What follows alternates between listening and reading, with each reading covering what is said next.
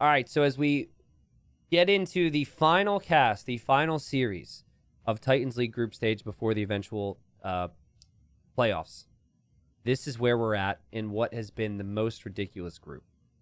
First off, we know a lot of things. We know Dragonstar, regardless of what happens here, will be second. We know Slam will be third, so they're to the playoffs. Overtaken with 7 wins, 5th and relegated. Stark with 2 wins, 6th and relegated. But whatever happens here over these next 3 games determines where Kingston and Sitaux will go. Kingston with great odds to be first place because Kingston just needs 1 win to get first place, and that would send Sitaux to 4th and outside of the playoffs. But if Sitaux 3-0s, which is going to be tough against a player who's beaten every single player in this group, then Sitaux could steal first place and send Kingston all the way down to 4th and out of the playoffs.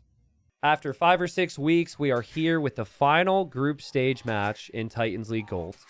Just with the playoffs waiting for us, we'll have 4 sets to determine other 4 players that will end up going up to Platinum. But guys, we've got a big one here.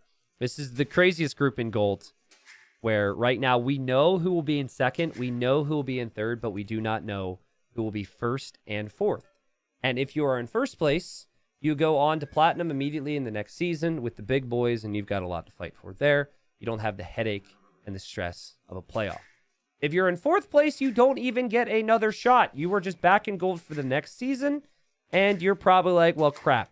Because if you're Kingston or Sitaux, you've been in Platinum before, and both of these guys have the quality to end up, to get there and stay there. And that's part of the big reason they wanted to perform here. Now, Kingston comes in 4-0 on sets. He's won every single set. And, okay, they're they had some messages. Anyways, they've won every single set. But he didn't have as many 3-0s as some other players did. It's a bit weird how others could lose more sets, but then they kind of compensate for that by snagging some 3-0s. Kingston was just consistently winning his sets, but he did show that he was vulnerable. But this guy's gone 4-0 in his sets. He just needs to get 1 win today, and then he gets first place, and Sitaux goes 4th. So the goal for Kingston is 1 win. The goal for Sitaux is 3. We'll see what happens. Now, there's also a fun little potential where if Sitaux wins 2-1, that the top 4 players in this group are all tied at 9 wins. That still would mean Kingston is first and Sitaux is 4th, but that'd be pretty wild after, the groups would complete if there were 4 players on 9 wins. So this is the first time I think I've seen Chinese chosen for this map. I know Chinese have been banned a lot in the drafts, but Chinese for the versus the Byzantines. Chinese should be really strong at playing in towards land. I was a little unimpressed with Kingston's approach when he played against Stark with Byzantines. I believe Stark was Vietnamese, but Stark really wasn't able to play as sharp as some of the others in this group. And as I'm waiting to see what exactly Kingston's doing. Oh, he's going over here to dock now. That's it. But I mean, if you think about it, Stark did kind of ruin it for Kingston. If Stark would have got 3-0'd by Kingston, instead of snagging that amazing victory in the 3rd game, this wouldn't even be a conversation, right? It would be Sitaux 4th, Kingston 1st, and this game would just be, games that they would play, but it wouldn't really affect results. So I don't know if, Sitaux trained Stark. It's like, hey, come on, get a win or 2 there for me, buddy. But this is just the perfect conclusion of the group stage. Chinese, I think they excel a bit more if we see more of a scout build. And with the way the Chinese eco plays out, we typically wouldn't see them be good on any water map. You'll notice the dock is a little bit later for Sitaux, but he's still going to go for fish anyways.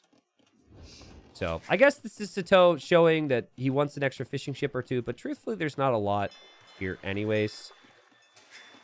The only other time I'd actually seen someone... Well, he's not skipping water, so I guess it's not the only other time I've seen someone totally skip water, but... There was one game where someone didn't go for the early dock build, and that was with the Gurjaras. And that was actually Slam against Sitaux 3 or so weeks ago. Slam ended up winning that game. What Kingston did with Byzantines against Stark, which worked, was he went forward, actually. And he didn't really go forward, actually. He chose to prioritize this with a couple of villagers.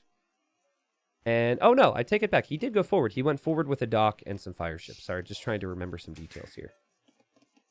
I doubt that would be his game plan here against the Chinese. I think he would probably, with this map, look to wall up a little bit. Byzantines normally open in feudal age with barracks and archer range. Make some skirms to counter archers. Make some spears to counter any scouts that could come out. And then they're just a very adaptable civilization. But yeah, Kingstone's castle age time is like 25 minutes, which is way later than I think he'd be able to get away with here against a player like Sitaux. So you kind of have nothing to lose if you're Sitaux. You have to go aggressive every single game. You have to win every single game, and if he were to do that, that would just devastate Kingstone. But, Kingstone, he's sitting at, 8 wins right now, which is 1 below Slam and 1 below Dragonstar. He just needs 1 win to tie them and pass them in the tiebreak.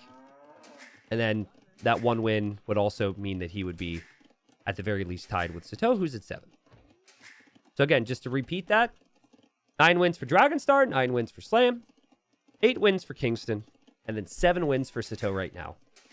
This will either be a 2-1 for either player or a 3-0. There's no other possible result, and every game is played. And Kingstone's going to try the same thing he did against his opponent in the previous series. It's the reason I bring this stuff up. I'm crazy, but I do it for a reason. He's just going to drop a dock here. But it's interesting. It doesn't feel like Sitau's really invested all that much. Sitaux drops the stable, gets his wood and farm upgrade. We'll think about farms in the long run with the Chinese, and I like it. At home, Kingstone walling up. Kingstone doesn't have a barracks yet because he's choosing to go water.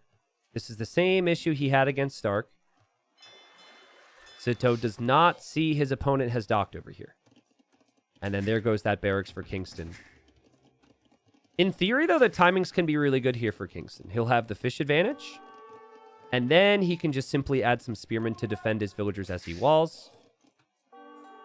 And actually, it could be a real positive for him as he's being really active with his scout. If he clears this and there's no contest, then he can also fish here as well. So we have the mill, so farms can follow. Yes. Oh my god, sorry. This was, obviously, these casting this as Rex. And all their chat comes in if they had paused it at any point. So I guess there was some lag issues.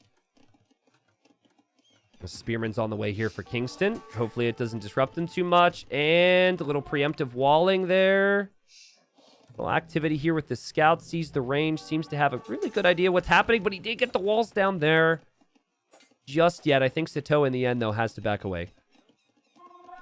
And now you're like, man, I'm losing water.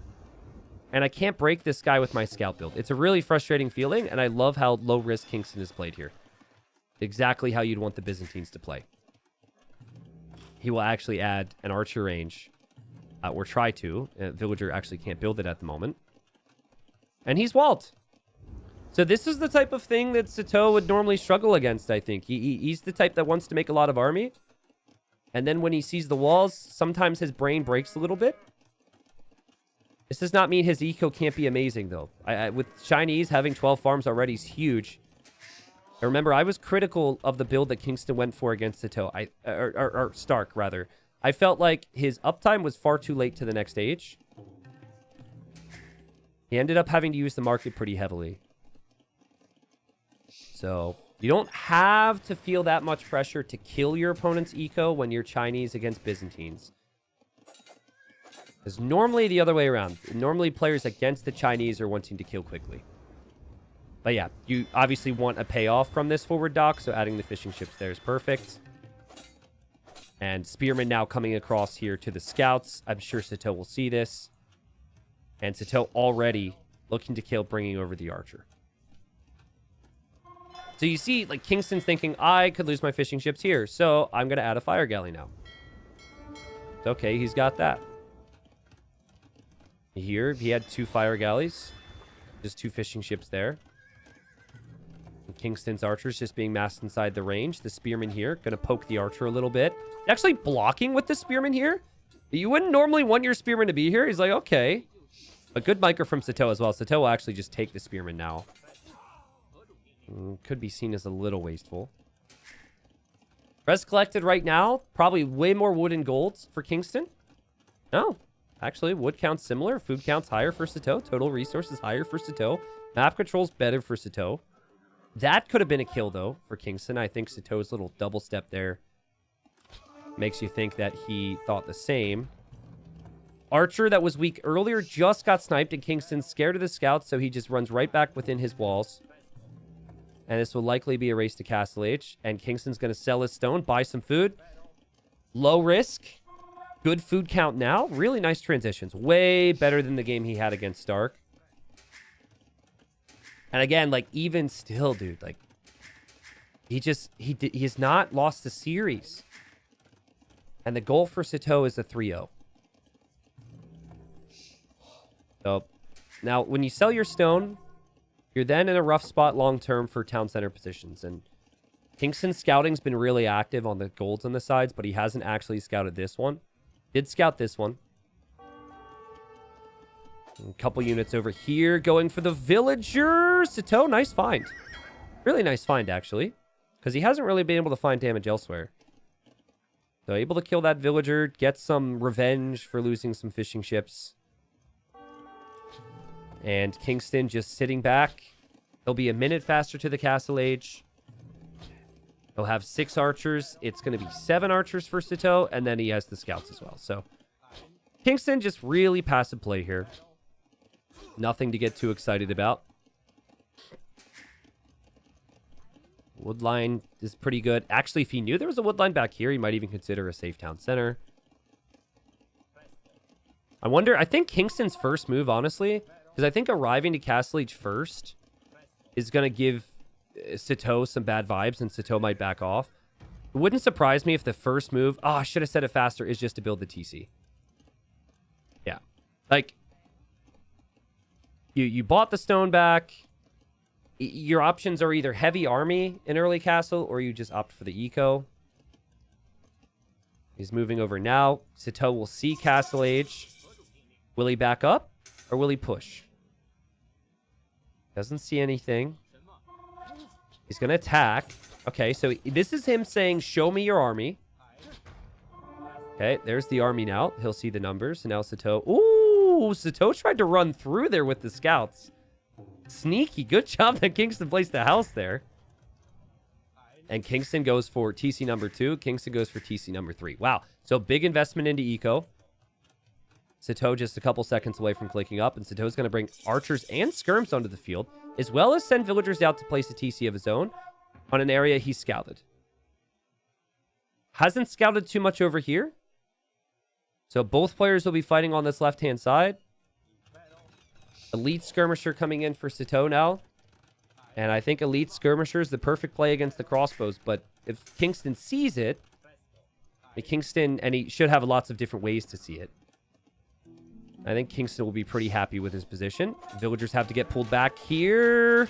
Sitaux trying to kill Vills. Sitaux will notice his opponent's going for a university, so that will tell him ballistics is the choice. And now Kingston can see this. And usually, actually, the archers dove here. Nice job here from Sitaux, but he's going to lose his units. Normally, if you see this, you feel a little bit bad about trying to rush ballistics. And you would have wished that you would have had a siege workshop. Because if you have the siege workshop, the skirms do nothing. Sitaux has been really aggressive here, but guys, he just hasn't been able to find a lot of damage. Sitaux, settle down, dude. Are you kidding me? No way. No way. Okay, I was gonna say, holy crap. Talk about trying to get max value. Anyway, there's the siege workshop for Kingston. And here, fire ship will go down. Not a big deal, right? But it's something worth noting. And here, the scouts from Sitaux are just going to sit. So Sitau's feeling like, if I could just maybe control the left and deny him from expanding to the right side, this could be good. Even skirms underneath the TC right now. I'm not sure I love this. A TC fire is going to do a decent amount versus the skirms. He's confident, though. He's got ballistics on the skirms. And he has full armor as well. But now there's a mangonel. So, you know, like, again, it's kind of a tricky situation at the moment for both. I think Kingstone's position is a bit stronger. He simply invested into the economy earlier than Sitaux has gone for. Res collected. Kingstone's pulled ahead. And it's a pretty good army comp for him as well. I like the Siege edition. I think the Siege has paid off, and I like how Kingstone hasn't gone for ballistics. There's no benefit, really, to getting ballistics. He's probably going to get it right after I say this, but there's no benefit to rushing it in these types of situations. He's starting to think about the right side a little bit. Could possibly surprise Sitaux on the forward wood line. Sitaux's got a lot of darkness here. The mangonels and the crossbows actually push this direction, which tells me Kingstone might be tempted to try and take care of this army and then maybe get a TC over here in this area. So Sitaux will know his opponent doesn't have ballistics. This army's pretty weak on its own, though. And 3 TCs for both. Again, feels very much like the Nikov Sebastian series where both players are just animals. And the loser here is not going to go to the playoffs. Well, actually, technically speaking, if Sitaux, I guess Kingstone can lose. But oh my god, look at the micro here from Sitaux. The micro has been on point for Sitaux. He's going to try and aim to take this mangonel, and he got it. Calculated.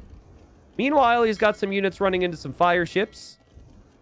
And I don't know where that lovely lady's going, but she might need to move away. It would have been pretty bad, loss-wise, for Sitaux had he not taken the mangonel. I suppose that's better since he did. Cheaper Imperial Age possible for the Byzantines. It's 4 TCs for Kingstone. Adding just his second archer range now. Like, it's been so little army investment compared to, you know, the approach from other players we see on this map. I mean, it's been double range for Sitaux, right? Like, this whole time, he built up with double range, and he hasn't really benefited from it. 82 eco versus 75. I like the vision for Kingstone. I like the way the Civ could match up against the Chinese. And I think the key here is just pure range units. Pure range units and then a castle towards the middle. And then you just go imp. Big shot there. I'd like to see Sitaux. If there's mangonels looping this far away, I'd like to see a knight. You have a stable, just one knight. I guess players are so good that they don't make mistakes, but I feel like that would be worth it. I also think Kingstone, and he's doing it now, would benefit from adding his own elite skirms. It is very cheap for him to do that. Not a good feeling if you're seeing outposts from Byzantines. You're trying to surprise the enemy, and then you just see outposts, and a lot of players actually move away. I like Sitaux. He has a lot of faith in his ability, but you attack here, you show the outpost, like, some players just back away. They're like, okay, I can't be sneaky anymore. Oh, Sitaux gets a good shot there. Not something Kingstone was really expecting. Kingstone's actually wanting to add a knight of his own. And Kingstone with some micro should be an easy kill. Very easy clear up for him. Byzantine monk will also heal up there. Meanwhile, this can't be dealt with just yet by Kingstone, but Sitaux's army not really threatening. And still thinking about imp. We're still thinking about a castle for Kingstone. Again, where will that castle be? I would imagine that castle would be towards the middle. That's a little safe. You know, you could see it here, but he did see the Siege Workshop recently from Sitaux. There's always a risk that could happen. You just want to make sure that this castle goes down. Ooh, okay. So Sitaux is going to see this hole, and he's going to run through here. And Kingstone, he has this army, but, you know, he didn't know that Sitaux was still around. Hear those 2 villagers. I don't think that was intentional from Kingstone anyways to take that stone. So he is going to pull those villagers away. Here, this is going to be a big clear for Kingstone. Here, the castle will go up for Kingstone. And you see what Sitaux just did? He saw the castle foundation, and he said, I am going imp. He used the market like crazy. Kingstone had the idea to add knights to help out against the skirms, which I don't mind. It should be pretty easy for Kingston to go imp himself here, but Sitaux will be the first one there. Stone being sold, wood being sold, and there's imp now for Kingston. Yeah, it feels like a pure ranged unit game. And if it's purely ranged units, I think Kingston has the edge right now. It does have access to the gold in the middle. I think, you know, a third and a fourth archer range would be the play. Sitaux, knowing there will be a lot of skirms, is going to try light cav, and he knows this is an opening for a raid. Now, with no additional stone income right now for Kingston, he is exposed here, and it's hard to wall because of the water. So there's that. Combined with the thinking that I don't know if Kingston really has an area he wants to pressure right now, but I would honestly just go a mix of skirm and arbalest, and I think you're fine here. You got so much gold. Sitaux needs to find a way to break this guy, who, at least in his set wins, just has not been broken. He has not lost a single series all season. Also, idle eco count for Sitaux is pretty impressive. 6 minutes of idle eco time this whole game is nuts. Okay, Darl, you need to settle down with the Sitaux fanboying. Calling a cav switch against skirmishers brilliance? I love the energy. I'm not sure if it's brilliant, but it is well-timed here. He takes it out, and Sitau's going to drop a castle, which could allow him to make some treps.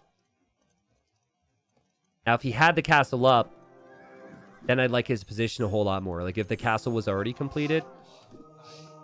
Because then you could make the trebs now with the faster Imperial Age, but Knight gets converted. Skirm's getting good value for Kingston.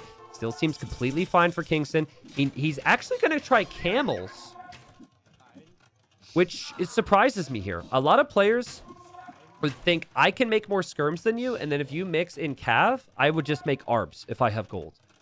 Trying to go camels when you're... well, I mean, I guess like camels is the peak combination. But, you know, upgrades aren't in yet, and there will be a bit of momentum here for Sitaux. We'll see. I say that, and like...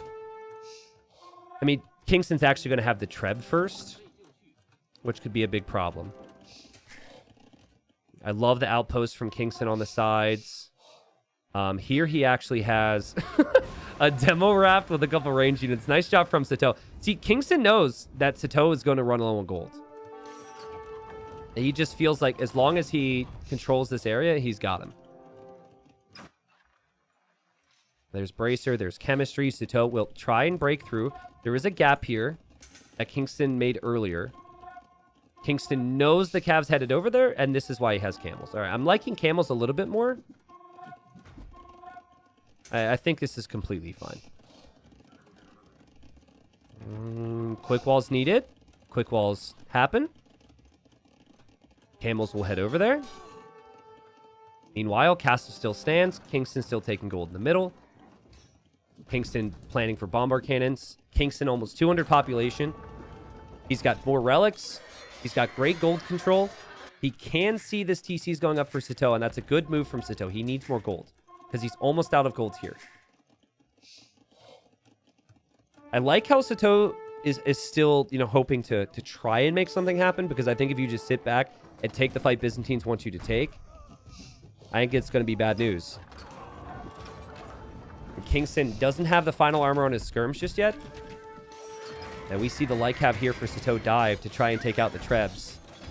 Not going to happen. Desperation for Sitaux. And this is where bombard cannons could and perhaps should take out those trebuchets from Sitaux. No even feudal age armor upgrades on the 18 camels out from Kingston. Okay, he's working on that now, actually. So that's pretty rough. He is double blacksmith, though, so he's playing catch-up in that regard. Camels will die to skirms if the upgrades aren't in. This is rough. The camels, though, need to protect the siege. Nice job. Not too bad. I don't think Sitau's going to complain about these engagements, though. He's killing lots of camels. At the end of the day, still, all this gold income is paying for it, so you can afford to be a little bit sloppy. The bombard cannon's in there. Sitaux needs to take that thing. He needs to repair his traps. He needs to hold this position. He needs to push the middle. He uses his skirms, and his skirms take the bombard cannon out. Heavy camel now on the way from Kingston. Sitaux's taking better trades because he's got his skirms here. He's even going Cavalier, which is a crazy choice. I mean, Kingston's losing his castle, and I'm like, this is throw territory from Sitaux if he doesn't get more upgrades. Or not Sitaux, sorry, Kingston. The camels have not really helped at all. They killed like 5 raiding knights. Is it finally happening for him here, though? He's got cannons that can come out of the workshops. The skirms from Sitaux are low in number. You got a lot of stone is being purchased right now from Kingston, though. He doesn't actually have that much on gold. He actually has less on gold than Sitaux, which is crazy. It's getting a little desperate, a little dicey for both. The Cavalier now for Sitaux, aiming to help against the siege. Skirm numbers high. The population's high for Kingston. Here he comes with the camels. Now he needs against the Cav. They've still got just the first armor upgrade, but the bombard cannons are key now. Will the castle go down for Kingston? He finally takes out a treb from Sitaux. You see, Sitaux's mixing in crossbowmen now. So he actually feels like, though, against the camels, if he has a couple units in there that aren't skirms, that it would pay off for him. And it's actually paying off. What is this game? What is happening? Sitaux, more production buildings? He's got so many production buildings here. And he's still pushing. He's still repairing these trebs. And he's just taking better trades. I mean, and a lot of the additional gold that Kingston has mined has just gone into buying stone to hold this position. Treb finally goes down for Kingston. He's got 1 treb remaining. I think he will lose the next one as well. And he's at 180 pop. He's got 20 army. There's 50 army for Sitaux. And Kingston probably can't believe it. Like, he felt like Skirm Camel would do it. But his camels are the flimsiest freaking camels you ever see. They're dying. They've been dying to skirmishers all game due to the lack of upgrades. And now Sitaux as Arbalest mixed in, so the camels definitely won't work. And he's got nice little snowball here. And I think Sitaux could take this game. Kingston is in a I need to fight now mindset because of his villagers being exposed here, so he will continue to dive. And the camel play, I don't think it was poor. I think the decision to go for camels without the upgrades was really the biggest issue there. And wow, Sitaux wins the game and gives himself some beautiful momentum that really just came out of thin air for me here. I mean, I feel like with Kingston's level, this falls into almost even throw territory, where you've got vision on the sides, so you know if your opponent's expanding or not. You've got vision over here, so you know if they're expanding or not. You've got a Byzantine castle. You've masked the trebs. And then you're, faster to the trebuchets. I think, like... I think instead of being, as fancy as he was there, I honestly think you just have to keep it simple and add a couple more ranges. Because he had the resources. He had the ability to get more ranged units because his units are cheaper than Sitaux's. And then he could just push this position. But I don't think camels was necessarily bad. I just think it's a case of missing upgrades. And maybe thinking his opponent was going to do more than he did in that moment. Because really what Sitaux opened with, what Sitaux took better fights with at the start was actually the skirms. Heesh. Still though, Kingston just needs 1 win. Sitaux just got handed the lifeline there. All right, so here we are, game number 2. Final set of Titans League groups. We will have the playoffs, but we want to know which player here will be avoiding the playoffs and which player here will be back in gold for the next season. It will be first place if Sitaux wins the next 2 games. If Kingston wins one of the next 2 games, he will take first place, and Sitaux will fall into 4th. This is the home map for Kingston. This is, in theory, his best chance And he also has gone for a civilization that he's used twice in the groups, and he has never lost. I remember him using it against the the Ethiopians, and there was, I think, one other time. Kingston, as good as he is on open maps, he is, I think, slightly better than players like Sitaux on the closed maps, right? It's a bit weird. Like, a lot of players in the gold territory are similar in that when they play ranked and in terms of map preference, it's just open, open, open, open. And Kingston does play a lot of Arabia. Like, don't get me wrong, it's not like he's a clown, as people call it, and he favorites Arena.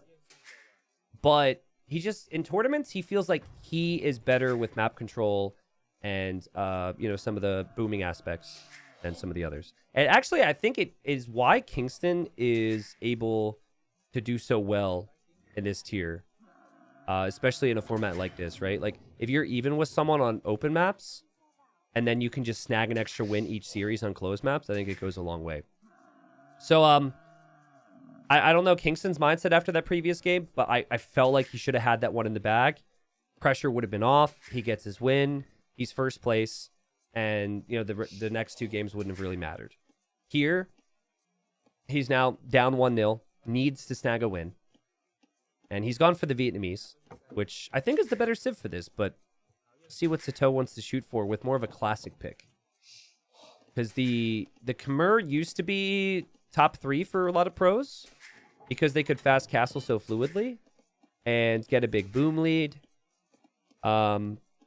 It's also really hard to pressure that if the Khmer fast castle correctly, because they could always switch into a siege workshop behind their walls to defend from any aggression.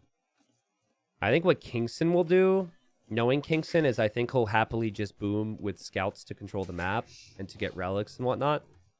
If I had to guess for what Sitaux would do, I would say that Sitaux either 23 or 24 pop fast castles, or no, actually there's no or. I think that's what he does. I think he does that and he adapts. But the last time I saw Sitaux on Hideout, he was against the Cumans, and he was Ethiopians and went archers and towers, and it didn't look like he was really comfortable in that position. So I think he probably banned the Cumans this time. At least makes the job a little bit more difficult here. Historically speaking, the Khmer should win. Well, if that mattered, I think tournament results would look a little bit differently. But yeah, so Khmer basically skip steps because they don't have to build the required buildings to go up to the next age. I'd prefer them if the game gets messy, right? If like both sides are open and there's lots of raids and you're spamming farms but can't place them perfectly. That's Khmer. In a more structured environment, where things are more neat and tidy, I think the Vietnamese have a lot more to accomplish here. But I think in order to get to your economy and to get to the options that the Vietnamese are good at, they have to go through the proper steps, which is build their buildings, add a few more villagers. The Khmer can kind of skip some steps. Oh, wow. Okay, so actually, Kingston's clicked up, and he's going to go feudal age boom into probably some map control and delayed town centers here. I didn't realize he just had 3 on wood here. So, interesting decision. I like this with the Vietnamese, though, because you research your eco upgrades faster now. What? He's going to gold? Huh? Archer? I'm very confused. If it was archers, he'd have more on wood. If it was a crazy fast castle, he would have gone up with an extra 2 villagers at the very least. Oh, wait. I think he's still going for the eco upgrade approach, but he's just gone to gold. So I think it's still fast eco upgrades. You don't need to research wood for your eco upgrades with Vietnamese. So I think he's just kind of factoring that in. I think it's still what I initially thought it was here. It's a bit weird, because you don't typically see players go 1 on gold so early. You just see them send multiple villagers to gold later, but I think it's fine. Because you research eco upgrades faster. And then it also does not cost wood for them. So you can go wood upgrade, farm upgrade, if you wish to. I don't think gold upgrade would really be worth it for 1 bill. And yeah, he's up. And then Sitaux is 23 pop. And the beauty here of this build is the second you hit feudal, if you're doing it right, you just click up to Castle Age. Market now too. Ugh. This is something different, guys. The idea of the fast up eco approach is that you have lots of farms that have tons of food on it after horse color. This is something different. This is not anything I've seen before for Kingstone, but got to imagine that he's practiced it. We'll still go up in a bit. Does see Sitaux here, and Sitaux's on the way to Castle Age. Very well played here from Sitaux. There's a barracks now as well for Kingstone. His food eco is going to be trash to go for spears, to go for scouts or anything. And he got housed. I got to tell you, I'm not loving it. I don't think he's playing towards the Vietnamese strengths here. I don't think this is good. Like, whatever he's building up towards, it's going to be a very flimsy pressure approach, I think. Like, I don't even know what it's going to be. Like, I don't even like scout builds off of this because you don't have the proper farm setup. Very confusing. Maybe being up against the Khmer has put him in a spot where he feels he needs to be more creative. Sitaux's stuck to the plan. And yeah, Kingstone's going to add the stable. But yeah, I think like basically his Castle Age time, the time he will achieve here, will be faster than what he would have achieved had he gone for the eco approach. But his overall eco will be worse. And for a scout build, the idea is to make scouts. And he's going to struggle to do that, I think, at times, which is why he's compensating a little bit, going to gold so he can maybe buy some more things. Little weird. Weird. To be clear, there's a lot of times I'm like, what is this player doing? And then, things start to smooth out a little bit, but a little bit different there for Kingstone. Now we'll add the farms, so I guess it might equal out at the end of the day. Sitaux drops TC number 2. Sitaux drops TC number 3. Woof. And so he will gain a villager lead. He will gain an eco lead. And there's a world here where Kingstone will aim to pressure this. Because Kingstone's build is to dominate map control for things like relics. But if the Khmer are in Castle Age before, 14 minutes, and you think they're booming, sometimes you might want to pressure with the Siege Workshop. I'm happy for Sitaux here because he looked so clueless at times playing Hideout in the past, but he didn't have a good plan, right? He didn't go into it with a plan and stick to it. Here, he might not feel that comfortable, but he's like, this civilization can boom faster than maybe any other civ. So let's just do that, and then we adapt from there. It's a really good opening. Calpit, I have no idea what the scores are. So if you were to say them, I would be very upset with you. Please do not. Thank you for asking. I'm trying to see if Kingstone will go forward with Siege. Sitaux is going to see the scouts. But he now knows it's a scout build. Should be comfortable knowing that he's on 3 TCs when his opponent hits Castle Age. That's really good. Kingstone may be tempted to run underneath the gate. Does do so. Actually, Loom is already in for Sitaux, so this isn't too bad for Sitaux. Kind of awkward because Sitaux's scout is weaker, but...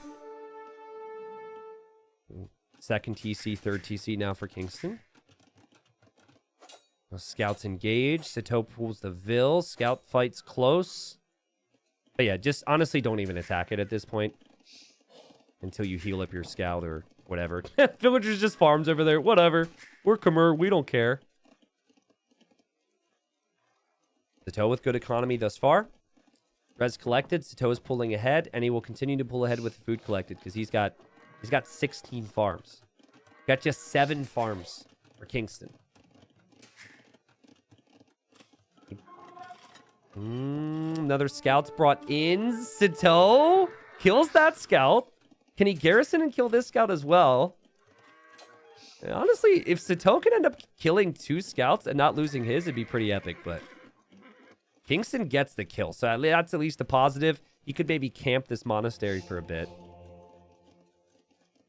And starting to snag the relics now is Kingstone. The idea is late game where I prefer the Vietnamese. And Villager actually killed the scout there. So well played to that lady. Villagers on stone for Sitaux, which I think is more of a backup against the siege push, if anything. I think there's a period where...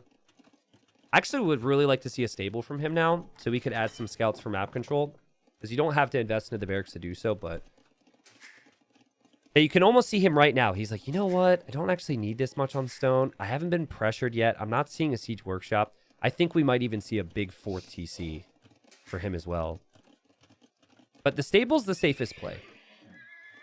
And very wasteful from Kingstone to have lost his scouts at this point. That's a fairly big investment to him, right? It came at a cost of his eco. And really weird to me, he still doesn't even have the Bowsaw upgrade. Like, things clearly were not flowing for his economy all that well for him not to have Bowsaw at this point when his eco upgrades are discounted. So, Galloway, unit-wise, what I foresee, and it's definitely something to talk about, I foresee Sitaux, trying to make this messy. Everything should go through the Hussar line. And the reason for that is your Scorpions, to get the most out of them, you need double crossbow, which is costly, and you need the castle, and then it's slow and clunky. Your Elephants, to get the most out of them, lots of upgrades. Big, expansive ecos needed. So, I think the play is try and he might be doing it now, try and just control both sides, right? Like mobility over here, and just raid and just make it complicated. I think for the Vietnamese will want to go something like Hal, Brats, and Archer. And then in the event they're up against, you know, something that's like Scorpions, then they could maybe go for bomber cannons. But the Vietnamese don't want a messy game. Like Kingstone, knowing the scouts were out, he's actually going to get Loom now. But he's kind of blocked this off for the time being, but has to run away because otherwise she'll get converted. Sitaux already has Loom. He has a villager over here. Kingstone just making some outposts. I wouldn't be surprised to see him pull this villager back to wall this area. And he knows there's scouts out from Sitaux. Dude, I love Sitau's approach here, guys. This actually reminds me of Tato. If you have seen how Tato has played Arena in recent years, it's like Greedy Boom into double stable Lightcap for map control. This is really good. So much better than just waiting until Imp. So much better. This is really good. That villager will die. And if this villager is able to keep this open or make some buildings back here, it could be good. She could also die to a crocodile, though, so I'll keep you updated. And this essentially gives you time and space to do what you want in the future. Your enemy has to deal with this, and it just allows you to add more and more eco. And also, he has 2 relics. Quick wall, Sitaux! Quick wall! Quick wall! Quick wall! No! She's dead. Okay, well, that's kind of sad. Alright, Lightcap upgrade's been in for a bit. Obviously, you guys noticed that. Kingstone thinking about pikes now. And that's forced quite a big reaction as Sitau's going to waltz across the map now. He's stopped his Lightcap production, and he's thinking about a forward castle and that fast imp click so we can start that Trebor. Do you place it here? Probably not. I think maybe you want it on the hill. He actually sees the spears and is worried. Maybe he wants to add his own spears here, I guess. He is on the way to the Imperial Age. Still no imp for Kingstone. Look at the difference in food collected. Difference in food collected is ridiculous. Resources collected, it's been all Sitaux so far. He places a very safe castle. A castle that tells me he was worried about the pike upgrade and worried about throwing the game. He cannot lose. Because if he loses, he will go to 4th place, which means no playoffs, which would be massive for a player, which would be, surprising for a player of Sitau's caliber. But Kingstone's won every other series. I think he won every series 2-1, right? Yeah, every single series Kingstone has won 2-1. Kingstone will click up to the Imperial Age. Was a little late with the second building. Knows what this forward castle means. The Sitaux now drops the ranges. Walls from Kingstone over here are really smart because Sitaux might want to think about getting over there. And the fact that that villager died may end up haunting Sitaux. And that's of course if, this push stalls out over here. Sitau's just like, screw it. I know I have inferior arbalests. I know I don't get Bombard Cannon for siege pushes, but I just want to ensure that I am making as much army as possible and hitting the timings here. Kingstone's canceled pikemen like 3 times. Like, he had pikemen earlier in queue, and then he canceled it, and I said it. And then he had pikemen a moment ago as well. He's canceled it again, which is a bit weird to me. It's not that expensive to research, but he does kill the monks here. Well played, Kingstone. And now he clicks pikeman for the 3rd time. I think he will complete it now. And his light cav will see that Sitaux is going to be going crossbow, which is obviously a nice build-up against the pikes. But if the Vietnamese can mass rats and archers, they have the superior archers. So I love the positioning of the castle for Kingstone. I don't love the position. I think things have gone wrong, and I think Sitaux is going to slap him in the face hard, and he's going to need to defend from it. But look at all the things here. He's like, I don't want my castle in the front of my base, which is a typical spot because it could be trebbed down. So he's backed it up. I know he's probably going to break through the walls, so we'll prep houses so he can't do as much damage. These are all really good decisions from Kingstone. He's even going to add stone walls now. But he doesn't have a single blacksmith upgrade. No fletching. No like armor, right? Like the pressure that's coming in from Sitaux is hot and heavy. The upgrades are flying, and Sitaux is already on the first treb. This is a lot of stuff to defend from right now for Kingstone. And, like, if you don't have blacksmith upgrades, you're not going to kill anything. You really need blacksmith upgrades. It was blacksmith upgrades in the first game, too. It's clearly just not all there at the moment. He's prioritizing the numbers, which is huge. But the big separator between the civilizations is really the potential of their units. Khmer actually do get full blacksmith upgrades for their archers. Where they lack is the thumb ring upgrade. And then Vietnamese archers also get more HP. So, and now he's getting more upgrades, and he's going to go double blacksmith to catch up on some of these upgrades. But nice momentum for Sitaux here, who, you know, will probably try and treb down the siege workshop. If he knew, he might even treb down the freaking blacksmiths at this point. No arbalest for Sitaux. He dives with the light cav and gets the kills there. Lots of pikes will have to fall back. Sitaux has not yet tried to make a move against this castle. He could regret that once bombard cannons come out. Do we have a siege workshop yet? Kingstone doesn't have a siege workshop either, guys. He doesn't. He's like a couple steps behind with everything. He does have his own trebs, but his eco is really idle at the moment. Sitau's got 150 villagers. And there's the siege workshops. He completed chemistry so he could make bombard cannons, and he doesn't have the siege workshops completed yet to make those bombard cannons. Sitau's got to be careful here. I don't think he realizes his unit's a path that way, but he takes a better fight because he has arbalest, he has bracer, he has like ballistics now on the way. And the army count's kind of similar, but the momentum is here for the Frenchman, who needs a 3-0 against a player that everyone else has lost to in the groups. And Sitaux takes out the castle. And upgrades are just pouring in now, right? And the GG's called. The GG's called. What in the world are we witnessing here? Kingstone's down 2 games. And it hasn't looked great.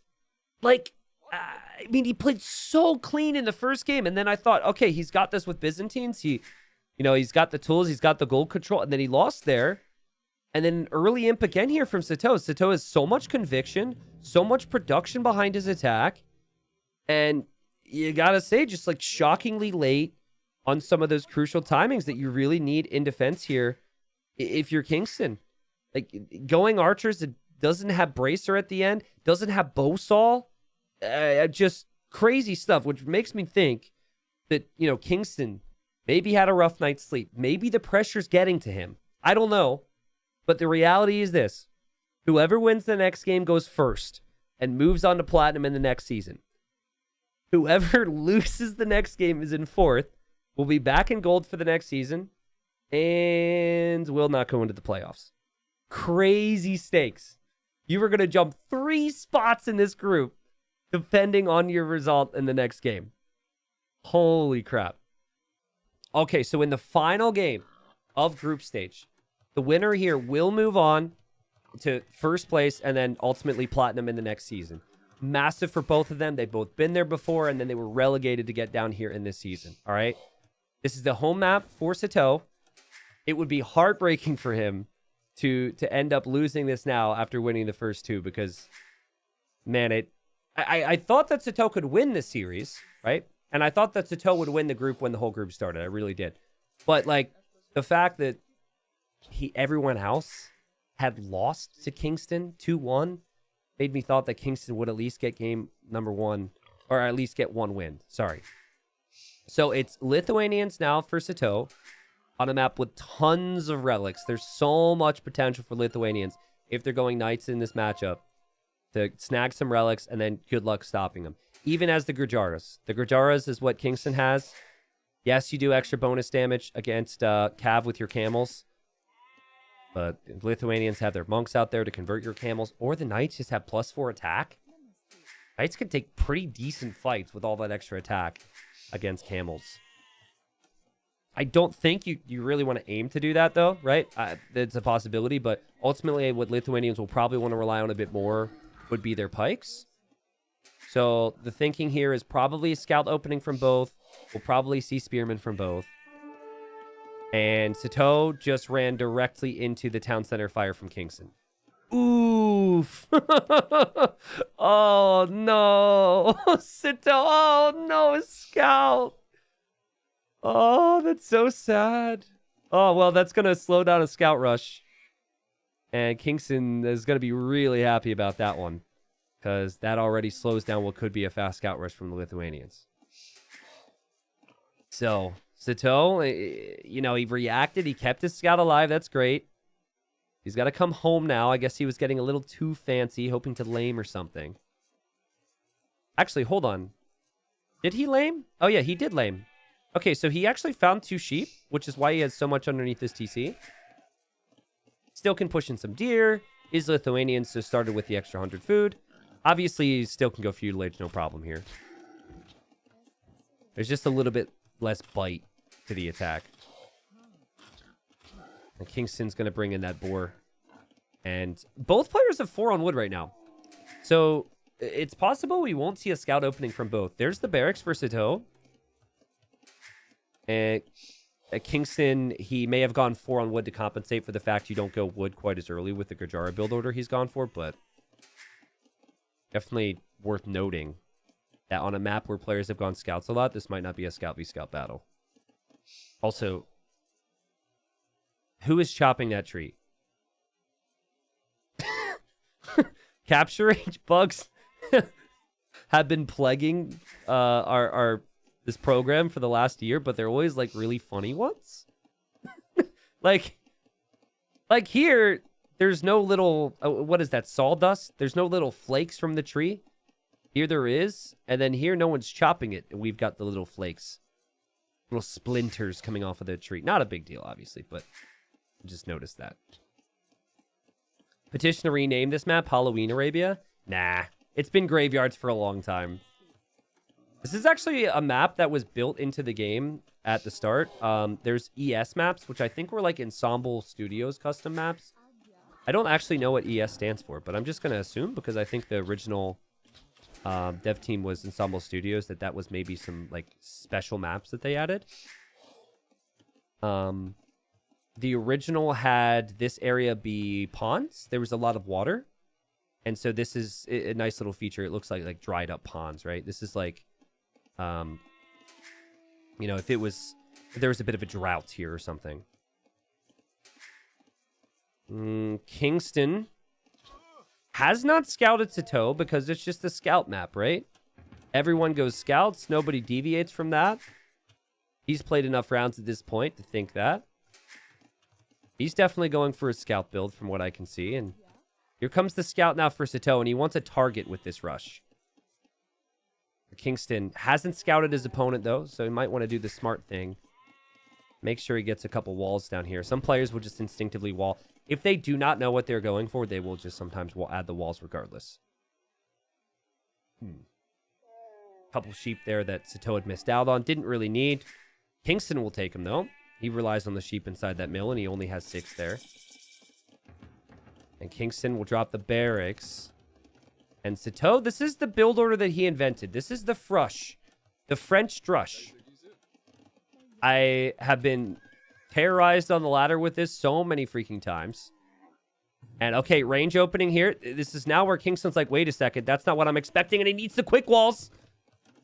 And the idea is you can get the same amount of value from 2 militia and a scout as you can from 3 militia, a scout, and the man-at-arm upgrade. That's the idea behind the build. But he didn't have a full HP scout, so he couldn't stick around. Then Kingston, you know, I questioned his gameplay in the previous game. This has not been peak Kingston, at least in terms of the timings of decisions. Like upgrades, honestly. But that is sick adaptive play there. He also adapts his build into a range to go maybe for skirms against archers. Still could have some problems because Sitaux is, again, he's the master at this build. This is something he's really good with. But really impressive job there to hold on. And Sitaux is going to be annoyed. His spearman's actually going to get attacked by a freaking wolf here. All right. So spearman's going to survive. He's going to live to tell the tale. Kingston housed a little bit. Lots of quick walling was done. Had to put out quite a few fires. Sitaux, he invented this build, and basically what it turns into now, at least on Arabia, and this is similar to Arabia, is if his opponent makes too many skirms, he will then just go scouts in the future. That's what I've experienced. But you could just go for your own skirms, and then you have faster skirmishers with Lithuanians, so it's not too bad. Economically, with res collected, it's very close. More food income for Kingston. And he'll just need to farm away around his town center here. Yeah, no real offensive army from Kingston, so there's not a lot of army ready to do damage. And Sitaux needs a 3-0. And he's actually going to rush the blacksmith. Again, if you go for the scout build, you normally wouldn't do that. So he still feels like he can maybe keep track of this army and sneak these archers into a woodline or something. I think Kingston's ready for this, though. I think there's no world in which Kingston allows this army to get value right now. Double walls on this side. Here his skirmishers pushing back the militia and the spearmen. This is Sitaux now thinking, okay, I can hit this area. I can push this. But, I mean, he keeps the scout alive, which is nice because that'll be good for later on. But militia are going to go down. Skirmishers are protecting the eco. Kingston's looking pretty good. He has town watch as well. So I don't really expect these archers to find anywhere to do damage. On these open maps, I think town watch is always a good upgrade to get. And in this case, Kingston didn't plan on it, but he got pop capped and decided to just research it. Archers are coming in. The skirms were over there. Kingston notices, pulls away. And now Sitaux knows, because he just saw those skirms. He knows I got to get out of here. Well played from him. I wonder how Sitau's feeling right now. He does have the stable. He is going into those scouts. This is really sick. The farming placement, I mean, I'm jealous. It's clean. Good timing. 10 farms now. Opponent's still on 10 farms too. I think where the scouts wouldn't be useful as the starting scout goes down there for Sitaux. This game has been all Kingston with kills. 3-0. I think where the scouts being added is a concern is if Kingston's fully walled. Because then you don't... The skirmishers from Kingston can just sit behind the walls and pick off your archers, and the scouts will never add any value. I wonder if we'll see a market. Could see Kingston doing that. Also, I think he's added a spear because it just feels so vulnerable, and he will have played enough Arabia games against this type of build to know that there will be at least a scout or two on the prowl. This area is really awkward to wall. This area, he's completed his walls, and Kingston definitely saving more resources to head up towards the next stage. But this could break him. Where'd the spear go? Okay, the spear's here. Sitau's like, please have a hole in your wall. Please have a hole in your wall. Okay, Kingston will see the stable. He was so late to scouting that. He sees the stable. He's got one spear. This is not walled yet. If he pulled 3 vills to wall this, I think he's okay. This could get awkward. This camel scout's going to come home as well. Sitaux, he's got, I think, like the perfect army size. It's not too much, so he could still have a nice castle age time. It's not too little either, and Kingston's going to sell his stone to rush to castle age so he can't make a tower. Which is like the one thing that could really save him here. If he doesn't win this fight, this game is over now.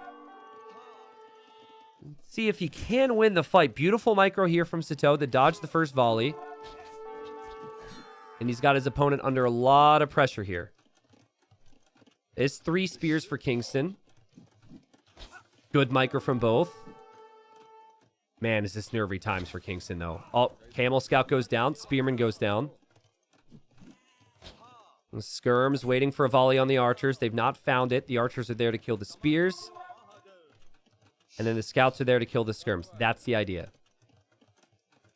Sitaux patient. Sitaux happy to sit here. And this is all eco balance, guys. He's not used the market. Actually, no, that's not true. He just bought some wood or food. And Sitaux doesn't want to overextend. He backs away in nervy times. And he's headed towards Castle Age. He's still open. But Kingston, it doesn't really have an army that can easily counterattack right now. I feel like Shravamsha Riders, though, could be helpful if they were to run through the eco. Res Collected is so close, but advantage to Sitaux with Res Collected at the moment. All right, so when you think Gurjaras, you think this civilization can counter everything through their stable. They can go camels against knights. They can go Shravamshas against archers. It makes them really tricky. However, where they struggle is if it is a combination of crossbows and knights. Because crossbows are good against camels, and the knights are good against skirms. So it's like camel skirm is an option here, but I'm not sure how easy it is. I think my main issue I have with camel skirm, I guess, would be you can't really stop your opponent from getting relics. But then again, I love how he's adding the camels now, which you can do, and so many players forget about. That's actually really cool. You can add the camels in Feudal Age, and then they're just, you know, they're just camel riders available to you in Castle Age. So it actually gives you a nice numbers advantage against the knights that Sitaux would want to make. He can't make a mini version of a knight. He could just make scouts. Yep. Not forgetting upgrades here, Kingston, which is good because that's been an issue for him. And winner of this game moves on to Platinum in the next Titans League season. Elite Skirm's the first click here for Kingston. And he's not going to break to this. This game might go late. Good micro, patient micro. Micro's actually insane from both. Now we see a bit of a dive here from Kingston. This is before Elite Skirm, but he knows Elite Skirm's close. And Sitaux backs away. Sitaux got more kills there of value, I'd say. I think he lost, what? A scout? I don't know. It's kind of tricky. Elite Skirm just takes so long. And now Elite Skirm's in. And now he's probably like, oh, crap. He's got camels. He's got Elite Skirm. So in a way, both army compositions actually kind of counter each other. But Kingston is purely counter units, if that means anything to you. But the difference is the range units. The skirmishers will do less damage to the knights than the crossbows will do to the camels. Anyways, Monastery's up here for Sitaux, and a couple relics would do him well. There's a relic there, at least. But the micro is intense in the middle of the map right now. Both players need to have their units close by to protect. Monastery for Kingston, too, as he drops TC number 2, and that is a good sign for Kingston fans. Because Sitaux is seemingly just going to be going all in. Right now, it feels like a couple of these pickoffs from Kingston. Just the timings of these attacks have really flowed. Will Sitaux regret not punching in for the attack here and the kill? It felt like he could have tried, but clearly has a ton of respect for Kingston's micro. It's 11-6 on that KD. There's no scout or any movement on the map to stop Sitaux from getting relics with the Lithuanians, which could lead to these knights getting a lot of attack in. Micro's been so good from both of them. And now there's monks out there. And it seems Kingston's more interested right now in healing up his units. Eventually, he'll get those relics. Sitaux still just one TC. He's going to all in this, guys. He does not think that this is going to play out well for him if he doesn't just go full army. And here we go. This is insane. Sitau's got way more army. He's invested more into this as well, right? Like, crossbow upgrade's not cheap.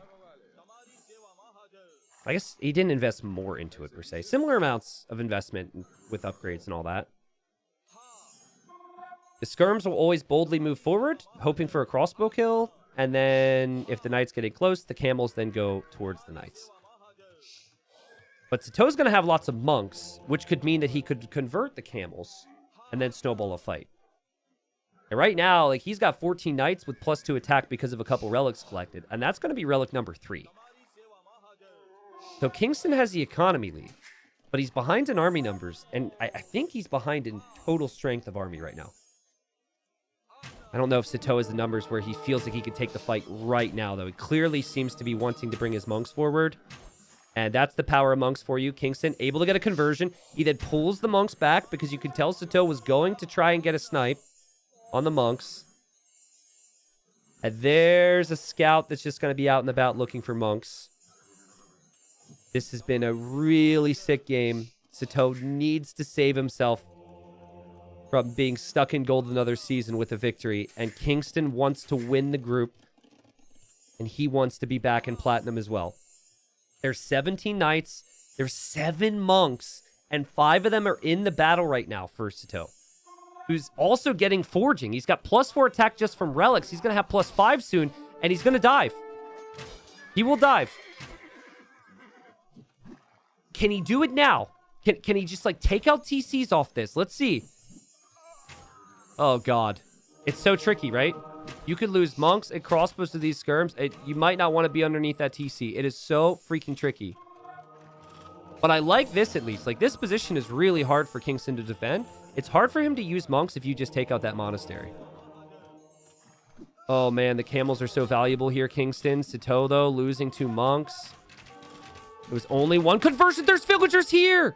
What? There's villagers here. I didn't see them go over there. And here, this is maybe not the best fight for Sitaux, but finding those villager kills is amazing. Still kind of close, though, because Sitau's lost some army. Notably the monks. He's lost a lot of monks over the last few moments. There's another monk that's going to be exposed, and another monk that's going to go down. Kingstone, though, still only has 5 camels, and there's 14 knights for Sitaux. And Sitau's knights are strong with that 10 + 5 attack. Sitaux underneath the TC, camping the monastery, so new monks can't hop out. He'll take this fight.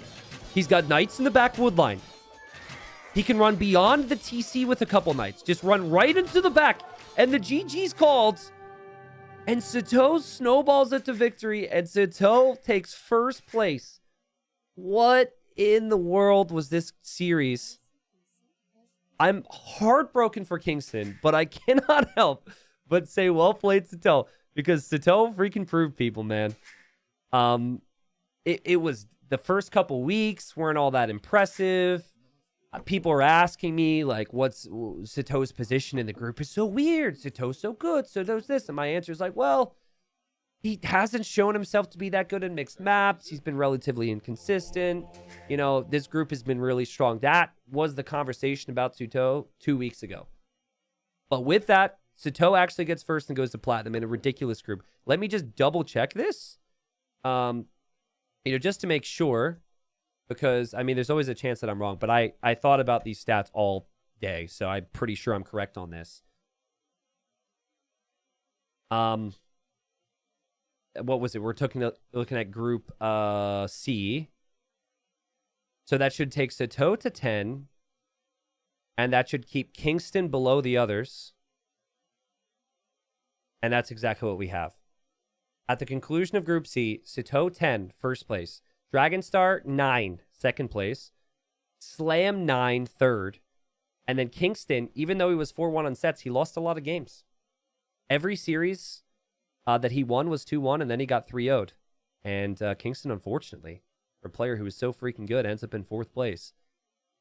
Look at this. I mean, it's 10, 9, 9, 8, 7. This group was nuts. There was always that crazy potential that overtaking could overtake someone in the last week as well. Remember, he lost a game to Stark, as did Kingston. Stark played a big role in this group because Sitaux, Dragonstar, and Slam 3-0'd Stark. The Stark took a win off of Kingston and overtaken, which really changed their chances. So, ridiculous. But that's exactly what we have, and that'll mean Dragonstar and Slam will both be in the playoffs. We'll see if they can move on to Plat that way. Disappointed for Kingston, obviously, that he doesn't end up, at least getting a taste of playoffs, but the group was just that crazy. For this game, I think that this was actually Kingston's, I don't want to say his strongest game, but it felt like he really warmed up. I thought that he played this one really strong. I think Sitaux just played like a maniac. I think prioritizing the gold and the relics and just the whole game was just aggression. This was Sitau's home map, right? He picked Lithuanians for it. This is the map where you expect Sitaux to get victories. But game one for Kingston was a throw. You never should have lost the first game. And then game two, I think Sitaux played way above expectations on a closed map.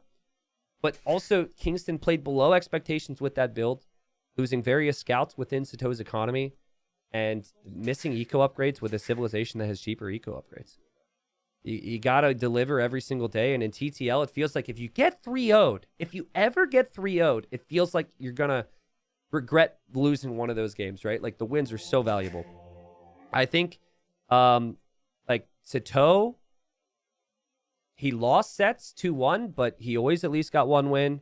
Same with Dragonstar and Slam. If they lost the set, they were always snagging that one victory, and the 3-0 at the end kills Kingston, who kind of had the polar opposite of runs of Sitaux. The first couple weeks, win. And then for Sitaux, it was like, I think he had lost 2 sets out of the first 3, and then he really turned it on at the end. So, we now know what the playoffs will be. Let me look at Liquipedia. Do a refresh here, just to make sure we're set. The results are also final, according to this. I think this is updated. I was casting those as Rex. I've been avoiding this. Okay. So, in Group A, Sebastian moves on to Plat, winning the group. Then Hart and Nikov will go playoffs. We'll show the matchups in a second, but we'll just stick with the groups. Group B, Kapoch wins with 12 wins, 1 over Vinchester. Kapoch up the Plat for the next season. Vinchester and Mihai will go into the playoffs. Group C, Sitaux wins with 10 wins. Dragonstar and Slam will go to the playoffs. Also, we should note that, Target, Yax, and Kingston are obviously back in gold for the next time around. So, they're not, there's nothing to be too upset about there. Matador Z40 relegated, Cloud Cyclops relegated, Overtaken Stark relegated. Poor freaking Overtaken. I feel like he's the best player who's been relegated here, but he was just in a monster group. He played really well. Like, I think the fact that he won 2 sets shows that. And same deal for him, man. Like, if he would have snagged one more victory against one, in one of those other sets. Like, I remember his series against Kingston was really close, and he could have won one of those games. Had that happened, then maybe Kingston's relegated now, which would be wild. And then the final group is Group D, where MBL wins with 13 wins. It was a pretty easy group for MBL. He'll be back in Plat next season. And then Dark and Kasva, they move into the playoffs. And the matchups are below. We got Nilly in 4th, and then Rapard and FedEx. Darrell says, if I may add, Sitaux came in TTL quite tired. All right, Darrell, you live and breathe Sitaux. I get it, dude. I'm glad you stuck around to watch it, though, because I know that result probably made you really happy. Okay, so Hart and Mihai, that is the first decider. I don't know the order in which it's played, actually, but that is one of the deciders here. I guess just rattling off predictions, I would say Hart. I think Hart has played like a beast. And he was worthy second in his group. What did he end up with wins again? He ended up with 11. It was interesting that the top 3 were actually tied here. Yeah, he was 4-1 in sets. He also has just been getting better on all the maps. Like, I think he's going to have really good strategy on the maps. Mihai, I think, could absolutely beat Hart, but I think that Hart is probably like a 70% favorite there. I could see Mihai doing it. I'm going to say Hart 3-1 in that best of 5. I'm excited for the series, though, because I think he's definitely a bigger name. I think that Mihai could really, I think he's got a lot of motivation. I think he's training already, and I think he's could surprise Hart there. Winchester Nikov's the biggest one. And the reason this happened is because Nikov fell into 3rd place, and Winchester was in 2nd in the group. And Winchester and Nikov, you might not say they're both top 10 right now. I think at least one of them is. And like, I'd say Vinch is top 10. Vinch is like, has a ridiculous peak. He won the first freaking season of Platinum. So, you know, when he got relegated, it was a shock already. And now he's got to go up against a beast like Nikov to get promoted. So this is going to be a heartbreaker because one really big name is not going to be in Platinum for the next season, but that's just how cutthroat these groups are. I got to go based on how they play. I'm going to say Nikov. Honestly, I think like Nikov played better. Even though he fell into 3rd place, which feels a little bit weird, I really think Nikov is going to beat Winchester. I think he beats him 3-1 or 3-2. There's no world in which Nikov sweeps. I think Winchester is going to get better as the series goes on, but that's a wild one. Casva Dragonstar. Dragonstar snuck into the 3rd place spot in his group with a must-need 3-0 victory at the conclusion of the group. I think Dragonstar is just the type of player which is such a bad matchup for Casva. Dragonstar's strategy is what wins him games, not his speed. And that's the same thing for Casva. And I think Dragonstar's strategy is superior. I'm going to go Dragonstar 3-1 in that best of 5. I'm a big Dragonstar believer, but Casva, I mean, I didn't even think the guy'd be in the playoffs. So we should note, Casva, the only person that was promoted up from silver, who is then in the playoffs. That is notable, and there's a reason he's there. So props to Casva on that. We'll see how that goes. And then Dark Slam.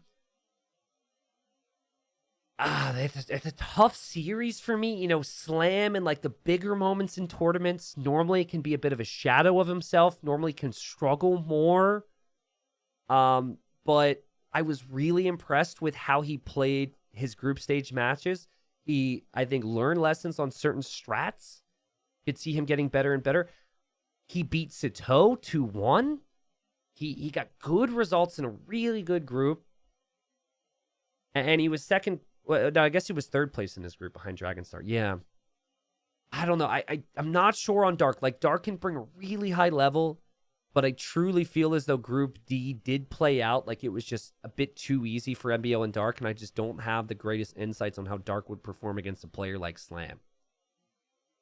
So, I want to see Slam back in Plat, but Dark's hungry to get back in Platinum as well, and Dark is like, Dark is a player who you never really see him come in below his level. He's consistent. I think Slam's level is higher than Dark if Slam can bring his A game. But if Slam brings his C game, then I think Dark could beat him consistently over a best of 5. Should be really crazy sets all around.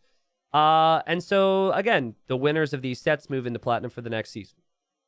And then the final thing I'll mention as we close out this video is Platinum will then be starting pretty much immediately afterwards. So just a quick glance at the groups. I'm going to make a separate video on this, but these are what the groups look like. These groups were decided a while back. We have Group A, Group B, Group C, completely stacked. Lots of your favorite names. It'll be similar where 1st place gets a bye. There's no like upper league above this. These guys are in the biggest league, but 1st place will go immediately into the round of 8 for the playoffs. 2nd and 3rd place will play against each other in a round of 12. 4th place stays alive in Plat for the next season. And then 5th and 6th place, they get relegated, and they then go down to gold for the next season. And here's a look at Group D. So it'll be the same deal. Everyone plays each other in their group 3 times, and then the positions are decided from there, moving into a knockout bracket that looks like this. And so Platinum will go for 5 weeks. Then we'll have the big playoff week. and it will conclude somewhere around the 19th, 20th of October. So that's what people have to look forward to. I hope that information helps and gets people excited.